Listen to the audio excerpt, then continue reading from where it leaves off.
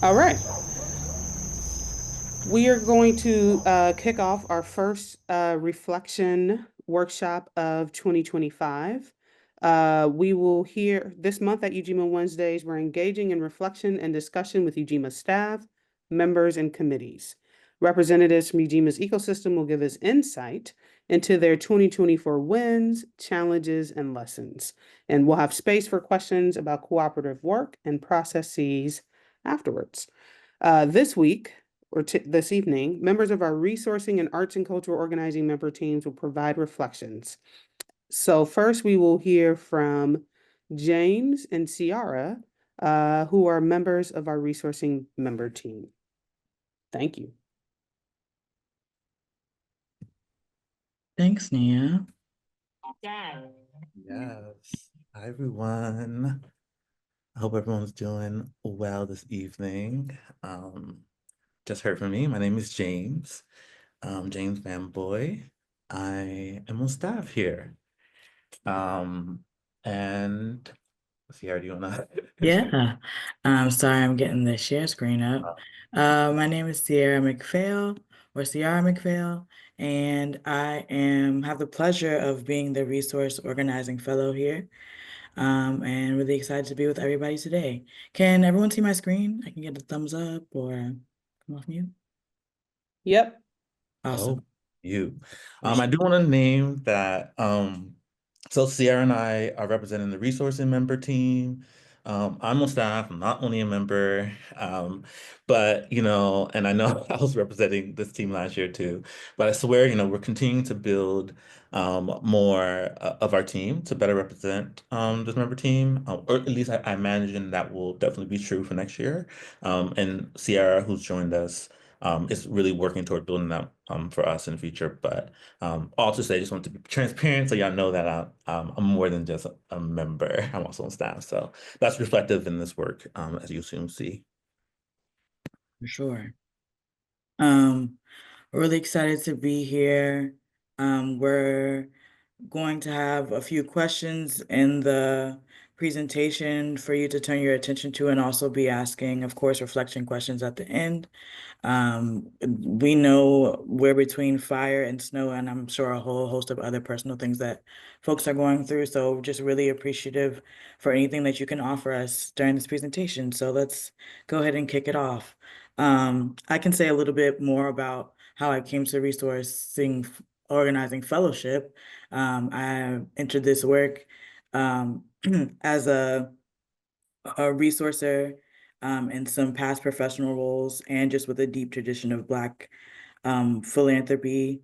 And, through being a member of a church, a community, and a strong Black community where I'm from, I was really fortunate to find this work through researching for hyperlocal community solutions for a number of organizations here in Philadelphia, where I'm based.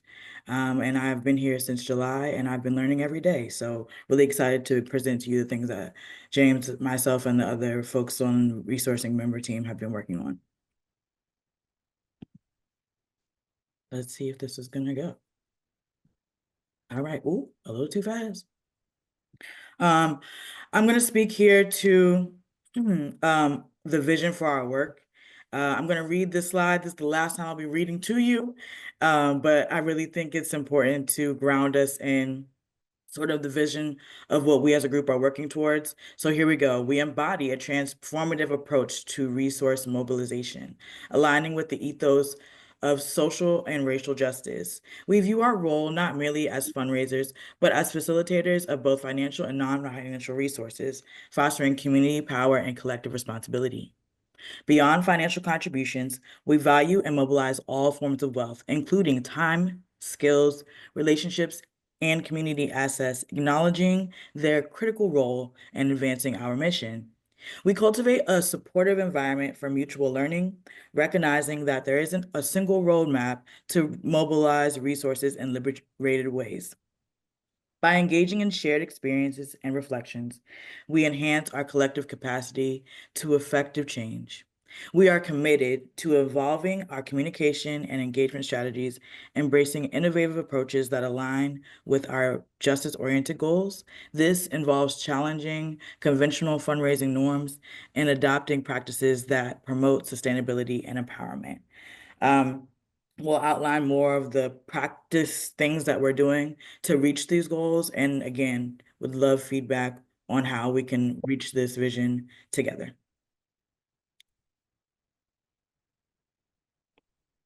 Oh my goodness. She's on board today. Cool. I just want to quickly, I know some people like to sort of be grounded in all the ways in which we think about resourcing at Ujima. So I just wanted to sort of give folks a little bit of an overview of all the sort of categories that I like to sort of like um,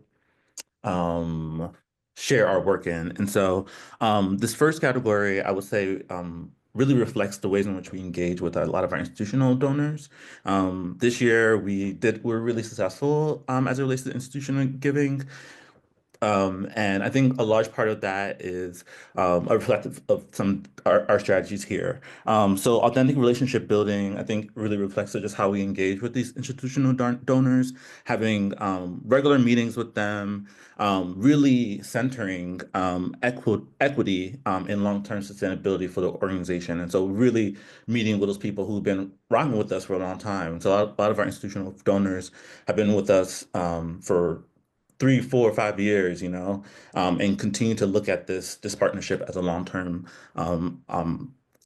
partnership. And so that's usually how when we think about partners who are interested in funding our work, we're really looking for someone who is a strong partner, one who is honors the ways in which we approach our work very community-centered, and is not going to sort of um, come into our work and expect their voice or their expertise to be acknowledged over decisions of our community. And so folks that really see that and understand that we are our people-centered democratic organization honoring the community voices of folks in Boston.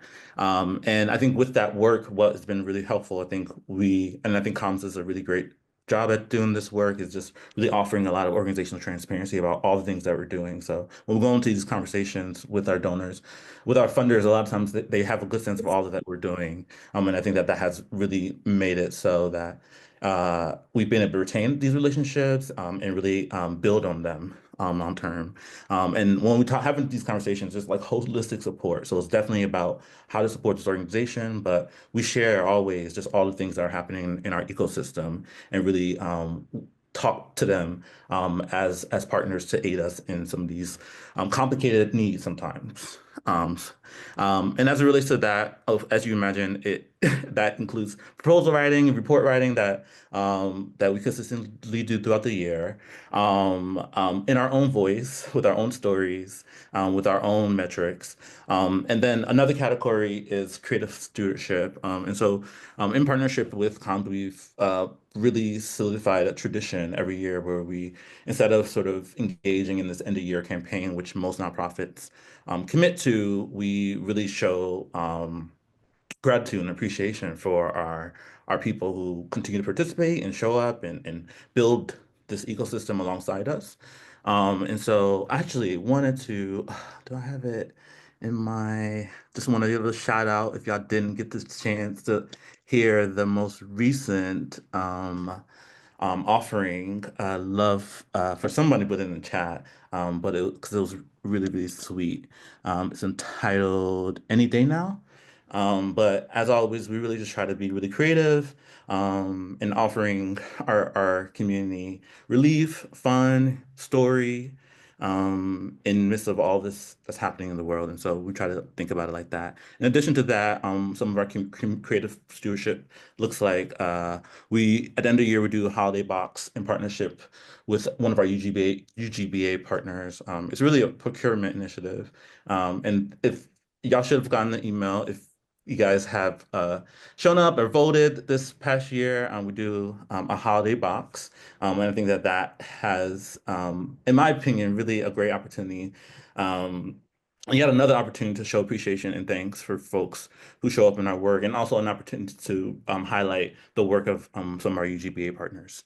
And then the last three sections, I would say, is community and collaboration. So this resource and member team, which is what we have later on today, is really the space that we really build community with our resource and community.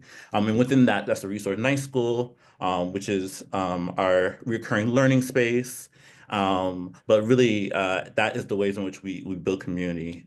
Next category of how we resource is joint fundraising. And I think the distinction between joint fundraising and donor organizing is joint fundraising is oftentimes it's like we're not the ones like holding or managing that fundraising opportunity. We might be receiving it or might be in partnership with another big funder. But we're really committed to not only, existing as a thriving leading ecosystem that's investing in community, but really supporting other ecosystems, other entities in the solidarity economy that are in fact doing that same thing. And so we have a lot of peers and cousins that are doing this work, and so we want to really make sure that we're leveraging our brand to support their work as well. And then lastly is just our donor organizing efforts. And so we have United Black Economies campaign, which is a strategy that we've executed to specifically increase individual giving in our donor base. And Sustenance Giving Program, which is a recurring giving program. Some of y'all might be members of that. That's the automated giving program that we launched about 3 years ago. And then lastly is our endowment campaign, which we're going to be talking a little bit more about in a second, but ultimately is our efforts to seed an endowment fund to support the annual operating needs for the organization in the future. Awesome. So the Resourcing Night School is now every first Wednesday of the month. And once you get this deck, you'll be able to click into and see what we've been up to since the summer. And I'm gonna kick more to James too to elaborate on what happened a little bit before I got here. Yeah, I think we were building, and just to give you some clarity and timeline, like Sierra joined us formally in the summertime, I think June, July. Mhm. But prior to that, we were really recruiting for a fellow, really me along with some other staff observers were really just building, sustaining the member team, showcasing some of our annual or bringing them into some of our annual goal setting that we had going on in the beginning year, but really was trying to really just retain the space. Wasn't really engaged in a lot of heavy activity during the first part of the year. I'm really excited to just bring a fellow in to help us really build the space further. We can go to the next slide. Mm. And then alongside those like challenges, I would note member team attendance numbers are increasing, but fostering consistent and active relationship building has been difficult as it relates to this specific member team. And one of the opportunities that we see is just really leveraging existing Ujima program to really engage our members deeply. Ujima does so much, if you haven't noticed.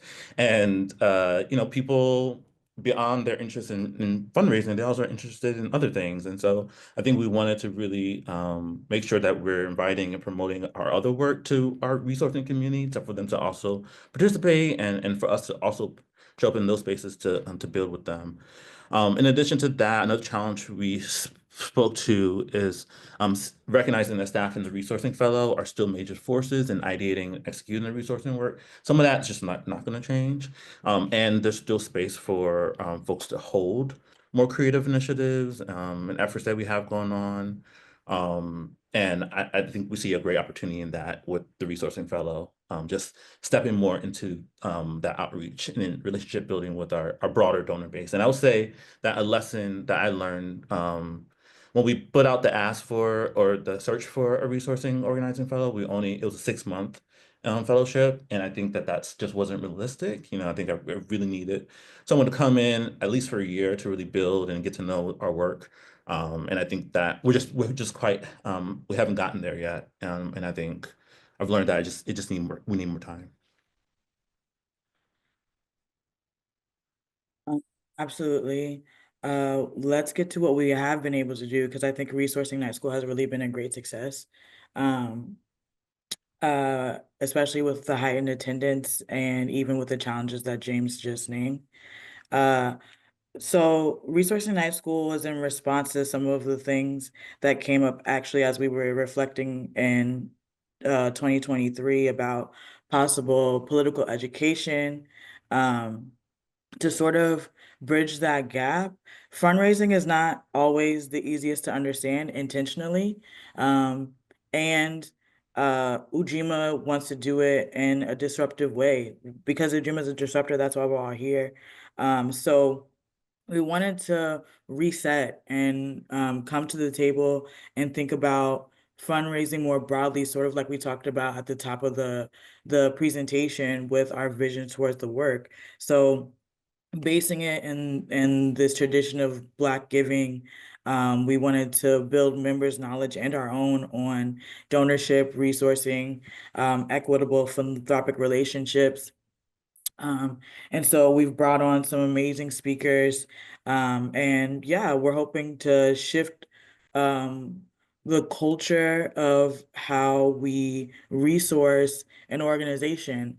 I don't know how much um, fundraising experience folks have in the past, but this is truly as revolutionary as it is to be inside of the first democratically run investment fund. It's also very, very radical and special to have an organization that runs on not by the will of funders.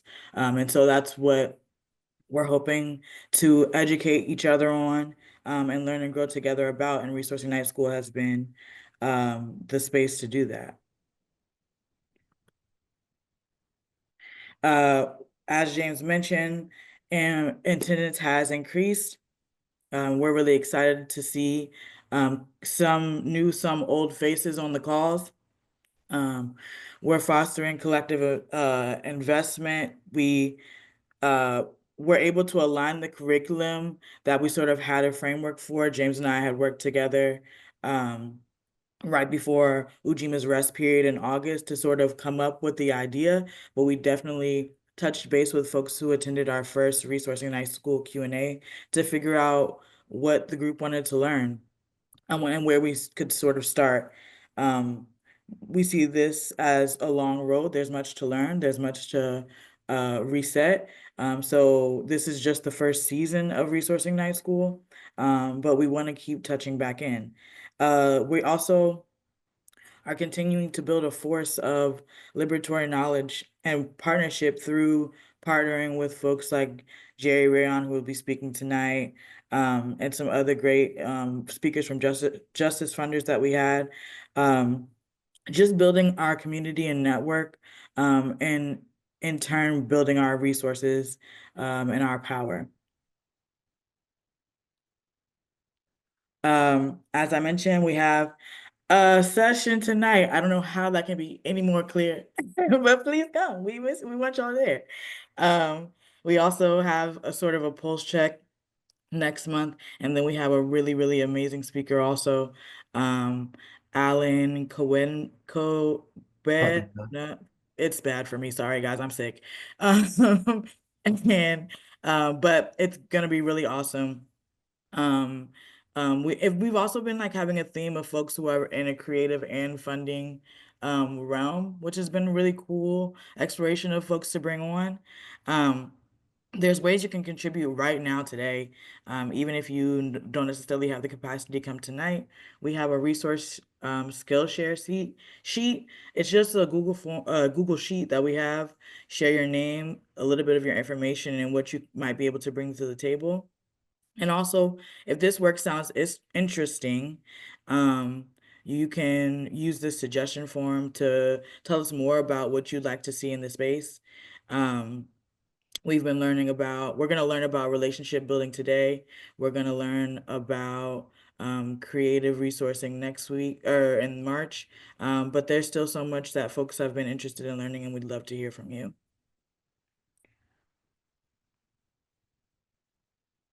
Oh, wow.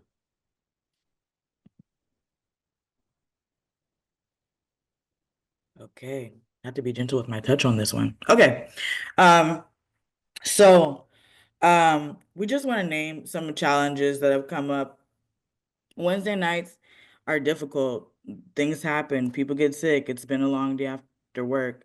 And so we're working towards creating a space that invokes conversation. Um, and we think there's an opportunity to continue to work with presenters that prioritize interactive discussions and prioritize learning in ways that fills the virtual space up with closeness, which can be difficult. I feel like we're 5 years past COVID, but it's still something that we're all learning and growing with. Um, and we'd love also to hear what can encourage your engagement in this work. Um, as the resource seeing organizing fellow, the person who is sort of doing more of the logistics of this, um, I found it challenging to sort of measure the end of what folks are learning in a way that doesn't feel like an assessment or a test. James and I put this framework together, understanding some of the harmful ways that education can impact our lives. So we didn't want it to feel like a classroom setting. We wanted it to feel like shared learning. Um, so we're hoping to use a pulse checks next week to sort of gauge more of that because the time is short and we try to give as much time to presenters as possible, but sometimes it can be hard to hear from our community so that we can continue to be adaptable to the needs of the community. And also really truly thank you to everyone who's attended so far. We really loved the space and we hope to continue to grow it. Mhm. And Sierra, I think we should stop here just because I just don't think ACL will have as much time. Yeah, But I just wanna maybe we can just go to the last slide. would love. Just name um just our general ask. Yeah, so a common theme is a need for deepening membership engagement and shared ownership across the resourcing member team. And so we definitely have a lot of uh, ideas on how we want to do that. And if you're interested in collaborating and holding this work alongside us, please reach out. But we want to leave y'all with a question as maybe y'all can answer it during our Q&A, but what would make it easier for you guys or more exciting for you to get involved in Ujima's resourcing mobilization efforts? We'd love to hear from you because we want you all to be part of it if you have the interest and time. So thank y'all all so much. Appreciate it. Pass it to ACL to continue our reflection.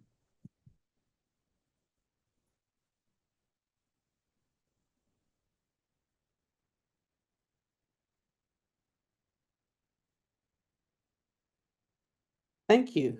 I believe it is now on me to introduce the ACO team. We will hear from Adeline and Naisha. So Adeline and Naisha, the floor is yours. And thank you, James and Sierra.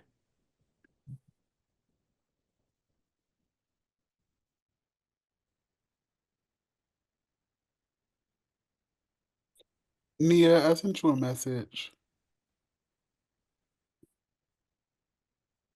Okay. Thank you. I just need to make Adeline a co-host. Just a second. Well, I see the screen now, so maybe it's worked out. Okay. Yeah, you should be able to see us. Naisha, do you want to kick us off? Yeah, so I'm Naisha. I use they, them pronouns. Adeline, you wanna? Yeah, and I'm Adeline. I use she, her pronouns, and we facilitated the Stepping into the Unknown and Abolitionist Future micro learning pod from March to May of 2024. Mm-hmm. So we're just gonna talk a little bit about why we chose to do this workshop, show a little bit of like example slides that we used in our 3 workshops, and then get into some of our own reflections and feedback for the organization. Yeah, So we can. so our main goal was to allow people to stretch their political imagination because what we've noticed is that we've been taught that the way that the world exists today is the only way that it'll exist in the future. And so we really wanted to dispel that myth and really focus on our political imagination. Mhm. Anything you want to add, Naisha, about that? No, I don't think so. So I'll go ahead and share. I believe the first conversation or the first workshop that we had was really around releasing the cop within us, which essentially how we think about it is the ideas that we've internalized, specifically the punitive mindset that we've internalized by living in a hyper surveillance police state, and the ways in which we police ourselves, each other, and as a function of the broader society that we lived in. And so that was really the first conversation that we had. Hmm. So yeah, so this was an activity that we did, kind of talking about, we read an excerpt from Pet by Kweke, and people were able to do this activity where they were able to think about safety in a broader, more expansive way, and kind of exploring the themes or ideas that safety is not linear and that it's something that is constantly being negotiated and worked through. Yeah, and we, in the spirit of what Nia mentioned earlier today, I do want to shout out Still Harbor, which is an organization that is based out of here in Boston, where they train spiritual leaders to support people who are doing social justice work. And I've done a lot of work with them, and this was a exercise that they shared with me. And so we really wanted folks to think about safety for themselves and not just the way that they've been taught about safety. So that's where this came from.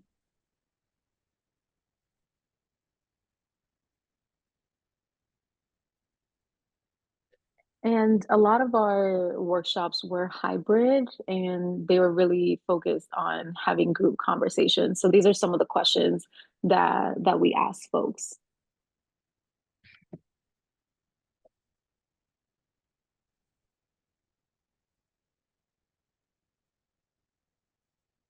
So just give you some time to look through it. But one of the exercises that we had folks do was to create a person, creature, monster thing that provides protection or response to harm in their community, and then explain the object that they created and talk a little bit more about it.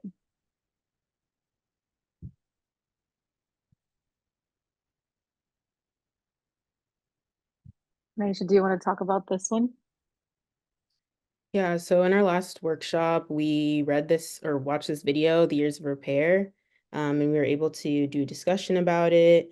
It was kind of this like experimental example of what a world based in transformative justice and abolition would look like. And so we were able to do, I can't remember exactly, I think it was mostly discussion, and then people were able to also like journal, and we had some discussion questions similar to the last slide. Um, so yeah, like I think part of what we tried to emphasize in our workshop was that like all of these examples, like Pet and this video, are just like they don't have to be the end all be all and the ultimate example of what an abolitionist future looks like, but rather like an opportunity for people to use it as a jumping off point for themselves to imagine what else might be possible. Exactly. And in our belief that we are creating collective futures. And so we need everyone to imagine for themselves so that we're not living in a world that was just created specifically for white, able bodied, men who are middle class. And it's actually more expansive than that. And so really our hope to go back to what I said in the beginning was really to stretch our imagination and stretch everybody's ability to imagine because it's something that if we don't imagine other people are taking our lives into their hands, essentially.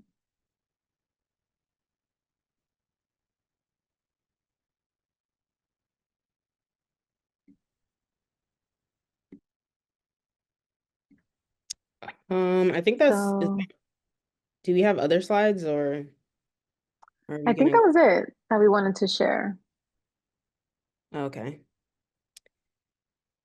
So some of our feedback, um, or reflections is that we had people who were coming back for either two of the workshops or all three. And so we really enjoyed that. And that it kind of felt like a cohort type of experience, and that the same people were able to like connect the dots between each of the workshops and kind of like see our like understand our vision of what we wanted or how we wanted people to be able to experience the series of workshops. So that was really cool. We thought that some challenges were that for the first two workshops, it was at one location, and then in the third workshop, it switched to the Farming Institute, I think, Urban Farming Institute. And we felt like the location change kind of made it difficult to retain people or for people to be able to return. Um, and especially because those two locations are in two different neighborhoods. So the commute just isn't the same for people. Um, and another challenge was that there just was not enough time. I think the workshops were an hour and 15 minutes, but there was programming right before. So usually we were starting like a little bit late. And so it made it difficult to like transition for the people that came for the programming before to like leave, and then for us to settle in and to be able to like do everything that we needed to do. It was a little bit difficult in that like hour 15, but more so like 1 hour time block. Yeah, that was a huge challenge for us. And one of the things that we were thinking about, I saw that Gio mentioned in the chat that this was a unique series because we were mainly in person. And so one of the suggestions that we would have is that the micro learning pods are either virtual or in person. I see that the next one is virtual, which is really good. And I think that it also just helps create the container because it was difficult for us as facilitators to like navigate the energy in the room versus the energy on Zoom. And obviously, we live in a hybrid world and that's what we have to do. But we thought that it would be even more beneficial if it was fully in person or fully remote, either way.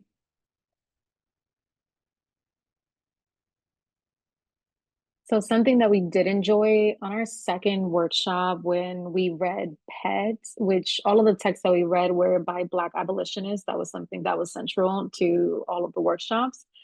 Was that we asked people to think about what brings them safety. And so many people talked about nature and trees. And I wish that I had it with me, but I wrote it all down. And it was really interesting that we all kind of came to similar conclusions, which tells me that, I mean, something that I've already known is that we know what we need and that we were all in sync, even though it was a group of people that hadn't come together to talk about this at all. We all really understood the assignment, to say the least, I guess, or what we need.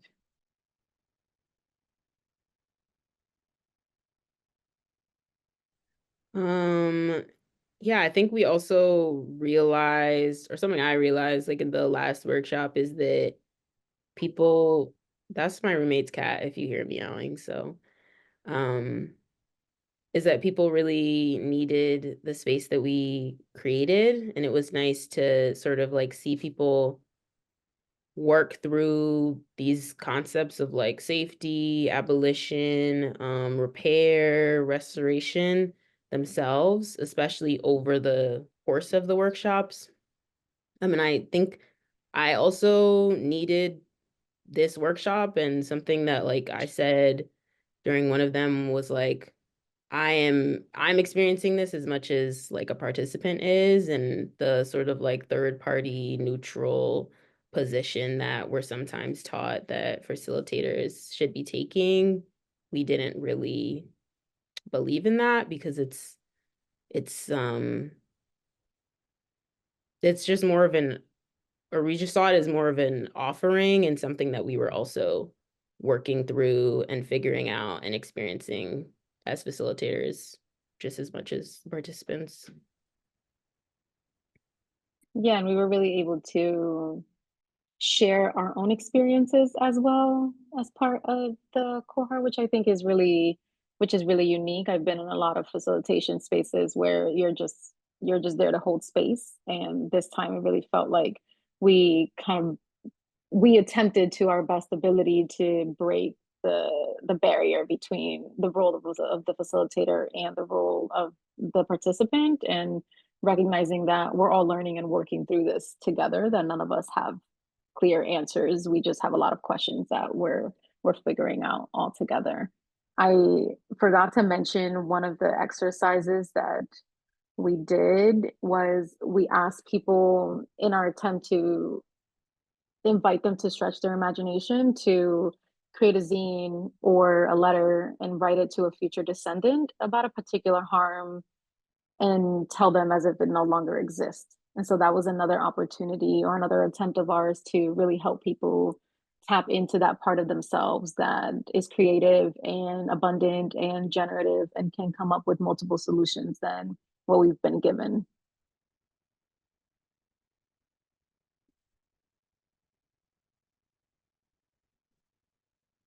Anything else you want to say, Naisha? I think this is a good quote to end off on. Thank you both.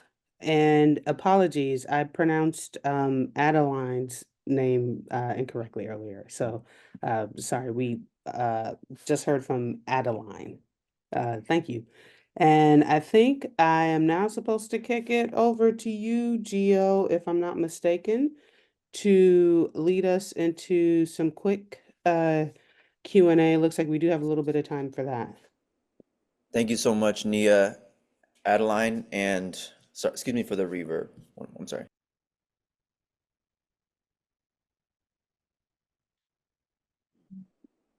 Okay, thank you to you all for that. Can I ask that one of my peers kindly unpin our two peers right here? All right. So, I just want to say thank you everybody for these reflections. Let's take some Q&A. Let's take some questions, answers, as well as flowers. Okay, what are flowers virtually speaking? Shower them with some compliments. Sow seeds that turn into things that are really nice, you know? Maybe you were at some of these experiences, member team-led experiences, and you might have some additional feedback to uplift our experiences. So let's go ahead and get this Q&A started, and you could ask it to anybody who spoke. We had resourcing as well as arts and cultural organizing. And yes, you can unmute, raise your hand, as well as use the chat. Those are the tools for our Q&A. I have a question for resourcing. So Sierra, you mentioned the kind of one challenge being really understanding what people were learning or taking away. And forgive me if I missed this. So you talked about the challenge, you talked about some ideas you and James both had to rectify that. I don't know if you talked about what you did learn about what people learned or took away so far. So did you, and I just missed it? And if so, I apologize. But do you have anything to offer in that vein? No, I don't think I said it. If I did, the medicine is hitting me. We have had sessions on the history of traditional philanthropy and sort of where we exist in that today. And that was from Justice Funders. And we've had a Q&A about our endowment fund organizing opportunity. So in those regards, like we've set up a space and that was the intention for the learning. But there's always there's always things that folks take away that we always aren't able to debrief. So we're hoping to use next week as a springboard to figure out, one, where we're at, what folks are learning, and two, sort of how to integrate that debrief in the time economy that we have. Thank you, Ciara.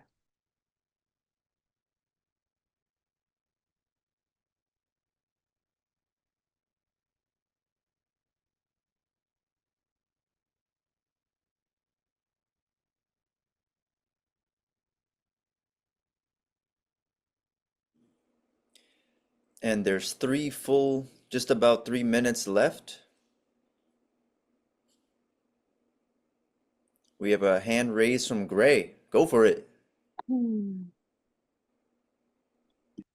Hey, just want to say, I was listening to the presentation about the imagining the abolitionist workshop, and it sounds like some of the activities that you were talking about of connecting that to music, and then also the ways that you're having people reframe not just what are the ways we want to create this world, but how are we communicating and reflecting back on a world that exists after these problems are solved, I think is a really powerful way of like immersing people in it. And I just was wanted to share and give flowers for that. That's sounds like an awesome way to ideate, and sad I missed it. So thank you for sharing that.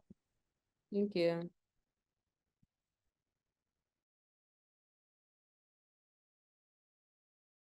On that note, because I actually similarly was thinking, oh, this sounded wonderful, and I missed it as well. Was it was a micropod recorded or no? I know we don't. I know we record some of them, but not necessarily all of them.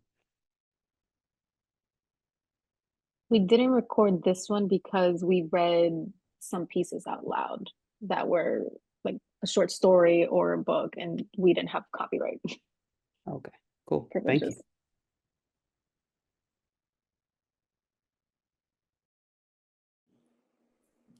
All right, and we have just 1 minute left. Well, we'll take one more person allowed.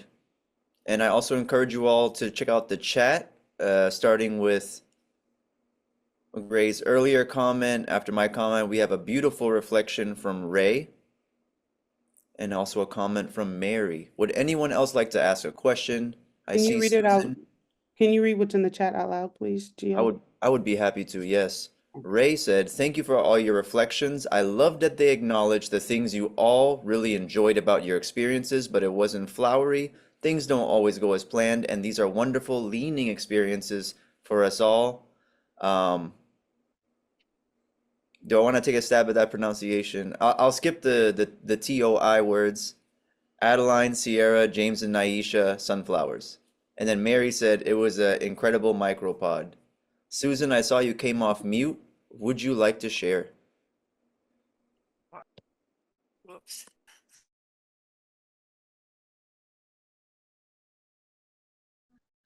I